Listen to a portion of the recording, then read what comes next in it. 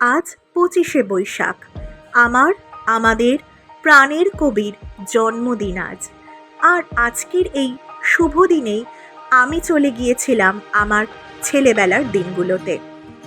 Introduction computer training centre, এখান থেকেই আমার কম্পিউটার শিক্ষার হাতেখড়ি। সেই ক্লাস 10 পাশ করে 11-এ ওঠার সময়তে ভর্তি হয়েছিলাম। আজও আমি ইন্ট্রোডাকশন কম্পিউটার ট্রেনিং সেন্টার থেকে কত কিছুই যে না শিখি তার শেষ নেই। শেষ যেন নাও থাকে, আমার এই শেখা যেন অবিচল থাকে। আমি আজকে ইন্ট্রোডাকশন কম্পিউটার ট্রেনিং সেন্টারের এই সুন্দর অনুষ্ঠানে যেতে পেরে নিজেকে ধন্য মনে করছি। এত ভালো লাগলো। সব থেকে বড় কথা কি জানেন, আমি যেন ছেলেবেলায় ফিরে গেলাম। সেই যখন ছোট্ট ছিলাম, ঠিক যেমন অনুষ্ঠান হতো, আজকে যেন মনে হচ্ছে আমি সেই ছোট্টবেলায় আবার ফিরে গেছি। আমার প্রাণের কবি, আমার রবি ঠাকুরের জন্মদিনে এর থেকে বড় উপহার হয়তো আমার কাছে আর কিছু হতে পারে না।